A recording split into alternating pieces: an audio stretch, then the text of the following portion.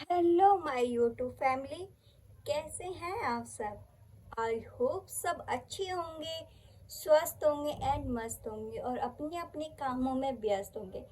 मैं मनीषा स्वागत करती हूँ आज अपने छोटे से न्यू ब्लॉग में। थंबनेल देख के तो आप समझ ही गए होंगे कि मैं किस चीज़ के बारे में आप लोगों से थोड़ा सा डिस्कस करने आई हूँ। यार मेरा कहीं पॉइंट ऑफ व्यू आपको गलत लगे तो प्लीज़ मुझे करेक्ट ज़रूर करना, पर मेरे को ना ऐसा थोड़ा फील महसूस हुआ कि मुझे कुछ बोलना चाहिए इस बात पे। हालांकि और बहुत सारे लोग हैं जिन्होंने इस चीज़ पे वीडियो बनाई है, बट मैं अपना पॉइंट ऑफ व्यू रख रही हूँ। क्या निक्की घमंडी है? ऐसा तो और लोग जो उससे कनेक्टेड है ना, वो लोगों को नहीं लगता है कि वो घमंडी है। ठीक है। और हालांकि देवरानी जेठानी की लड़ाइयाँ चलती रहती हैं तो इसमें कोई इशू तो होता नहीं है, क्योंकि आपको भी पता है जब हम एक साथ घर में रहते हैं तो कुछ ना कुछ कहीं ना कहीं किसी भी चीज़ पे लड़ाई झगड़े होते ही होते हैं, चाहे कुछ भी हो जाए। तो मैं यही देख रही थी कि आज इस वीडियो में कि निक्की को भी किसी एंगेजमेंट में जाना है, तो उनकी सासू माँ और निक्की दोनों अच्छे से मतलब मेहंदी वहंदी लगा रही है, तैयारी कर रही है जाने के लिए। और वहीं कामनी की बहन की सगाई में उसके ससुराल से, कामनी जी के ससुराल से एक पर्सन नहीं गया। क्यों? तो जो एक बार निक्की ने कामनी ने बोला था कि हमें पता है कि आप किसकी डर की वजह से आप वीडियो में ये बोल रहे हो कि मेरी बड़ी बहू गलत है।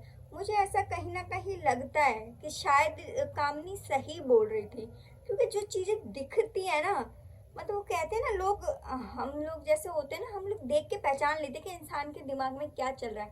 मतलब आप खुद सोचो, कामनी की बहन की एंगेजमेंट है, उनके ससुराल से एक बंदा भी नहीं गया।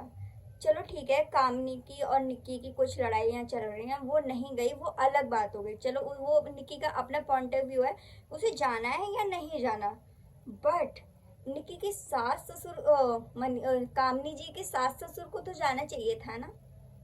उन्हें तो ये पता था ना, कामनी जी के सास ससुर को, कि हमारी बड़ी बहू है, हमें उसके साथ जाना चाहिए। क्योंकि जो छोटी बहन के ससुराल से जो लोग आएंगे वो ये भी तो पूछेंगे ना कि बड़ी बहन के ससुराल वाले कहाँ हैं।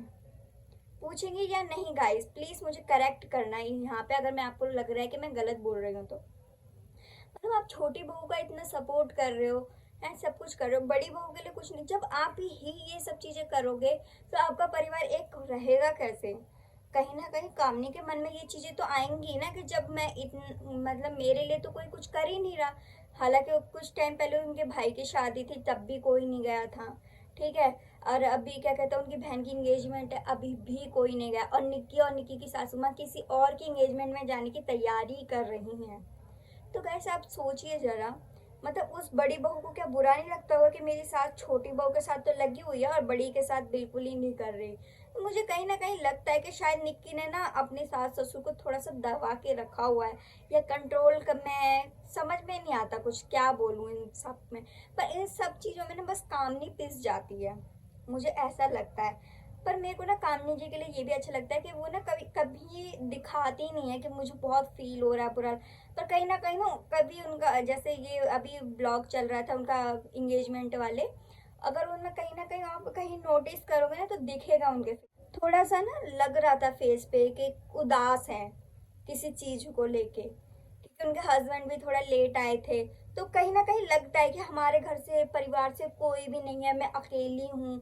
और शादी के बाद तो आपको पता है ना, ससुराल से एक बंदा भी आ जाता तो कितनी खुशी होती है लड़की को मायके में जब कोई आता है। यार इतनी भी क्या बड़ी लड़ाई थी कि उनके फंक्शन में कोई जा ही नहीं रहा है?